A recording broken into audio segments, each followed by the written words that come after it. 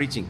అక్కడ బక్సింగ్ uncle The gospel ప్రకటిస్తున్నారు. team was going on. అక్కడ సువార్త బృందం వాళ్ళు వెళ్తున్నారు. One Hindu man came ఒక హిందూ వ్యక్తి వచ్చాడు. and he said, I want to sell Bibles. నేను కూడా Bible అమ్ముతానన్నాడు. He was surprised. How can a Hindu man sell Bible? అప్పుడు ఒక హిందూ వ్యక్తి ఏ విధంగా Bible అమ్మగలడు? And what he said was, అప్పుడు ఆయన ఏమన్నాడంటే, one missionary had these full Bibles, ఆయన ఒక మిషనరీ చాలా బైబిల్ తనకు ఉండినాయి, the Urdu Gospels, ఉర్దూ సువార్త పత్రికలు. and so he died.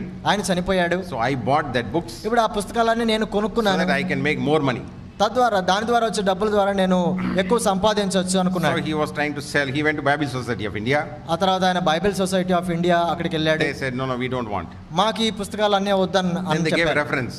తర్వాత ఒక సలహా ఇచ్చారు. Go to Brother Baksing. పలాని ఆయన దగ్గరికి వెళ్ళు, He will definitely take. ఆయన ఖచ్చితంగా తీసుకుంటాడు. Then Brother Baksing thought, అప్పుడు బక్సింగ్ అంకుల్ this is అనుకున్నాడు, from God. ఇది దేవుని నుంచి So వచ్చింది. they purchased those Urdu Gospel, nearly 5,000 Gospels. కాబట్టి 5,000 సువార్తలు ఆ వ్యక్తి దగ్గర నుంచి వాళ్ళు కొన్నారు. And in Kadapa area, ఆ కడప ప్రాంతంలో big Muslim majority was there. చాలా మంది ముస్లిం ప్రజలు అక్కడ ఉన్నారు. So in the Gospel came, all the 5,000 copies were sold. కాబట్టి 5,000 సువార్తలు కూడా అక్కడ అమ్మేశారు. And because of that, a testimony started there. దానిని బట్టి అక్కడ సాక్ష్యం ఆరంభించబడింది. So that's how in Andhra, God started working.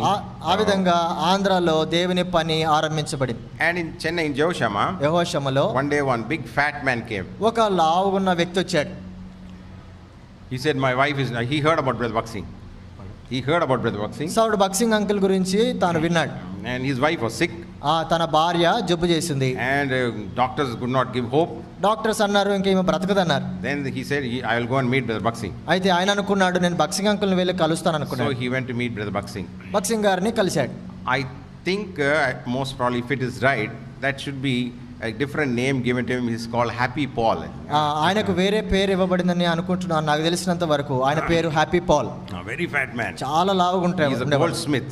ఆయన బంగారు పని చేసేవాడు. Much money is there. చాలా డబ్బులున్న వ్యక్తి. So he came to Brother Baksing. బక్సింగ్ గారి దగ్గరకు వచ్చాడు. And then he said, please come and pray for my wife. దయచేసి వచ్చి నా భార్య కొరకు ప్రార్థించాడు అన్నాడు. So Baksing went to the hospital. ఆ హాస్పిటల్కి బక్సింగ్ అంకుల్ Prayed వెళ్ళాడు. for his wife. భార్య కొరకు ప్రార్థన చేశాడు. And she became all right. ఇప్పుడు బాగా అయిపోయింది ఆమె.